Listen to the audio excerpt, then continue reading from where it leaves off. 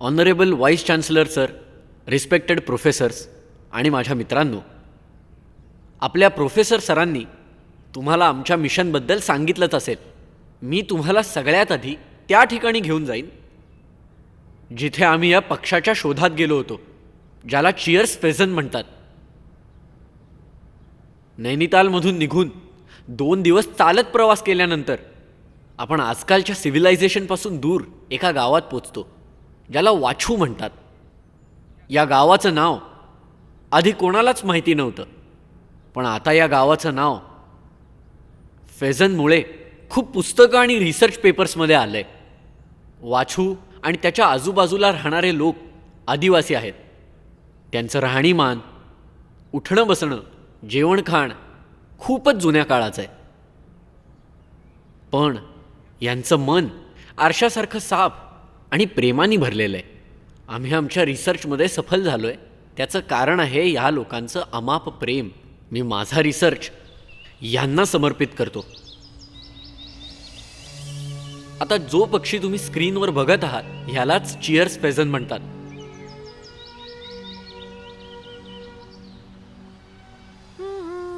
अरे आई, तू इकडे बसलीस? मी तर तुला तुझ्या खोलीत शोधत होते. हे बघ, बघ कोणाचा फोटो आहे. ओ वाव, हा तर अविनाश.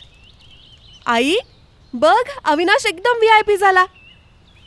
हे बघ आई, या पक्षाचा फोटो सुद्धा अविनाशने काढलाय. काल युनिव्हर्सिटीत त्याचंच लेक्चर होतं. या पक्षाबद्दल ना त्याने खूप जास्त रिसर्च केलाय. तुला तर माहिती आई, तशी तर मी कोणावर इतकं सहज इम्प्रेस होत नाही. पण जेव्हा काल व्हाईस चान्सलरनी त्याचं एवढं कौतुक केलं आणि त्याला मिठी मारली, हे बघून मला तर इम्प्रेस व्हावंच लागलं. तू तर आधीपासूनच इम्प्रेस होतीस. मी पण तर.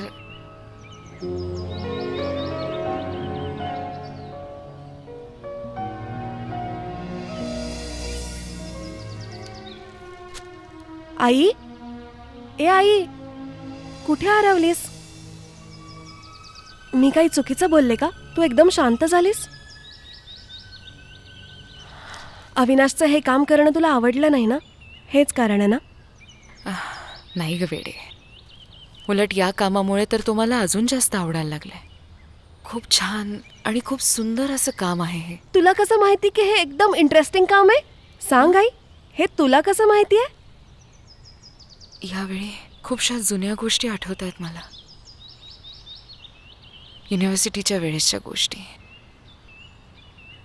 आमच्या युनिव्हर्सिटीमध्ये पण असाच एक मुलगा होता. त्याला पण असं जंगली पक्ष्यांना शोधण्याची, त्यांना ओळखण्याची खूप आवड होती त्याला.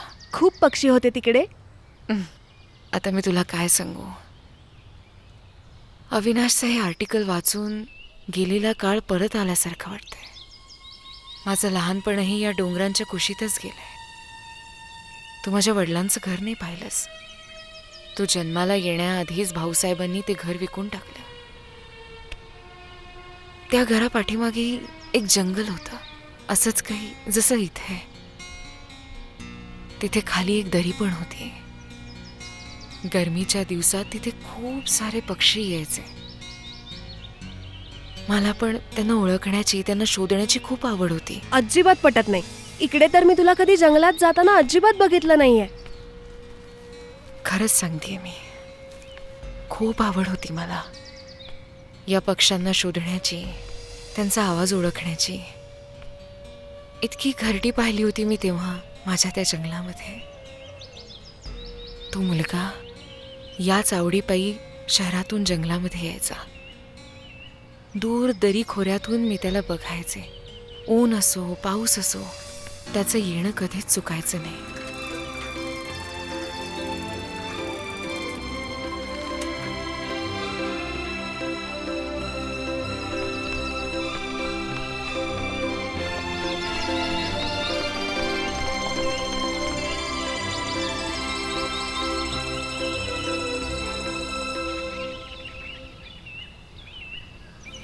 ते बघ. हे काय करतोयस? अगं,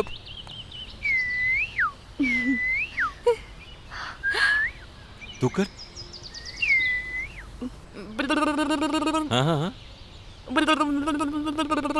मला नाहीये, तू कर ना. हां.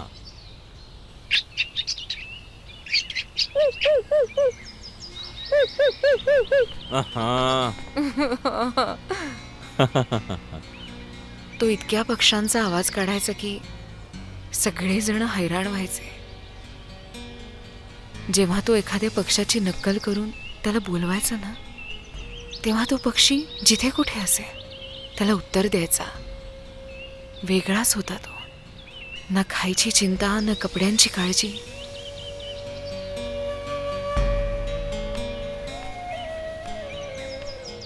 गप्प का बसलीस आई? ए आई, गप्प का बसलीस? आज पहिल्यांदाच मी तुला इतकं भरभरून बोलताना ऐकतेय. सांग ना मग काय झालं? कोणाचा? तोच तो मुलगा जो सायकलवर जंगलात यायचा, त्याचं काय झालं? माहित नाही. तो नवीन माळी अजून का निघाला? बोलणं टाळायचा प्रयत्न करतेस. सांग ना आई, त्या मुलाचं काय झालं?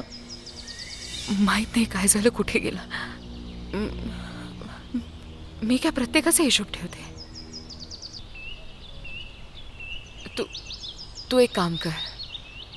हे पेपर्स आहेत ना, बाबांच्या टेबलवर ठेवून ये. इतक्या मोठ्या वृत्तपत्रात अविनाशचा फोटो बघून त्यांच्या मनामध्ये त्याच्याविषयी काहीतरी वाटेल. काही फायदा नाही. बाबांचं तुला माहित नाहीये का? तुला जर असं वाटतं तर तूच जाऊन ठेव ना. मी चालले आंघोळीला.